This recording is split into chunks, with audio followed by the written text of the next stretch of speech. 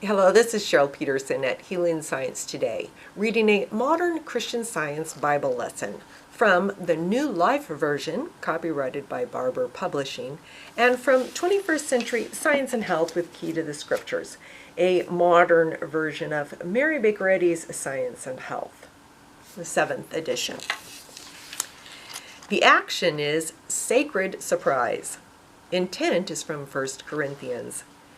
Preaching about the cross sounds foolish to those who are dying in sin, but it is the power of God to those of us who are being saved from the punishment of sin. Mark. Early in the morning, the head religious leaders of the Jews and other leaders and the teachers of the law and all the court gathered together to talk about Jesus. Then they tied up Jesus and led him away. They handed him over to Pilate. The soldiers led Jesus away to a large room in the court. They called all the soldiers together. The soldiers put a purple coat on him. They put a crown of thorns in his head and said to him, "Hello, King of the Jews." They hit him on the head with a stick and spit on him. They got down on their knees and worshipped him. After they had made fun of him, they took the purple coat off of him and put his own clothes back on. Then they led him away to be nailed to a cross. They came to a man called Simon, who was coming from the country of Cyrene. He was the father of Alexander and Rufus. They made Simon carry the cross of Jesus. It was about 9 o'clock in the morning when they nailed him to the cross. Then Jesus gave a loud cry. He gave up his spirit and died. The curtain in the house of God was torn in two from top to bottom. The captain of the soldiers was looking at Jesus when he cried out. He saw him die and said, "For sure, this man was the Son of God." Joseph took the body of Jesus down from the cross. He put the linen cloth he had brought around the body. Then he laid the body in a grave, which had been cut out in the side of a rock. He pushed a stone over to cover the door of the grave. The day of rest was over. Mary Magdalene and Mary, the mother of James, and Salome brought spices.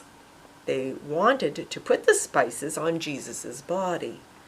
Very early in the morning on the first day of the week, they came to the grave. The sun had come up. They went into the grave. There they saw a young man with a long white coat sitting on the right side. They were afraid. He said, "Do not be afraid. You are looking for Jesus of Nazareth, who was nailed to a cross. He is risen. He is not here. See, here is the place where they laid him. Go and tell his followers and Peter that he is going ahead of you into Galilee. You will see him there as he told you." They ran from the grave shaking and were surprised. They did not say anything to anyone because they were afraid. 21st Century Science and Health. As the true knowledge of God becomes evident, the outdated concept of God as a mighty hero, lord, or king will continue to vanish. But creeds and rituals still need to wash their hands of religious lore and stop opposing truth, whether by sword and spear as in times past, or in today's more modern ways when idolatry, anger, envy, arrogance, egotism whispers, "Crucify, crucify." Jesus represented Christ, the true idea of God. The true idea of God causes a battle to flare when opposed by falsities. Perfunctory religion and the blindness of popular belief fight to kill the true idea by crucifying the flesh. Spiritual clear-sightedness wins the battle. The Christ-like character takes on greater heights and proves that truth is the master of dying beliefs.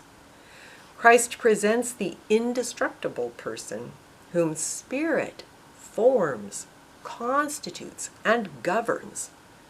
Identifying ourselves with God, we feel our dominion to overcome worldliness.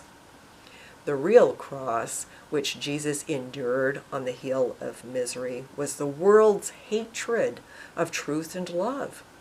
It wasn't the spear and material cross that extorted from his faithful lips the tormented cry, Eloi, Eloi, lama sabachthani. He was moved by the possible loss of something more important than human existence. He was stricken by the possible misunderstanding of the transcendent influence of his career. This dread added the drop of gall to his cup. When the human element in him resisted the divine, Jesus surrendered. Not my will, but yours be done. That is, let not the flesh, but the Spirit be represented in me. This is the new understanding of spiritual love. It gives all for Christ, truth. It blesses its enemies, heals the sick, drives out wrongdoing, raises the dead from trespasses, and preaches the good news to humble hearts. Are you drinking his cup? Have you shared the persecutions that attend a new and higher understanding of God? Are you willing to take up the cross and leave all for the Christ principle? Are you eating bread and drinking wine to honor Jesus, or to remember him for a few minutes? Don't assign the inspiration of Eucharist to an anesthetic ritual. Instead, show that truth is understood by driving out erroneous conceptions and making our bodies holy and pleasing to God. If Christ, truth, has come to us in demonstration, no other sign of remembrance is requisite. Demonstration is Emmanuel, or God with us. If a friend is with us, why do we need memorials of that friend? In the annals of Christianity, there are many sects, but not enough spirituality. With pomp and ceremony, religionists call on an anthropomorphic God. But this is not the manner of truth's appearing. Of old, the cross and humility were truth's central sign, and it is so today. The modern whip is less material than back in the day, but it is equally cutting. Cold contempt, stubborn resistance, church opposition, state laws, and the press still try to stop truth's full-orbed appearing. Paul said, "For I have resolved to know nothing while I was with you except Jesus Christ and him crucified." The science of Christ, truth, says, "I am determined not to know anything among you save Jesus Christ and him revealed, glorified."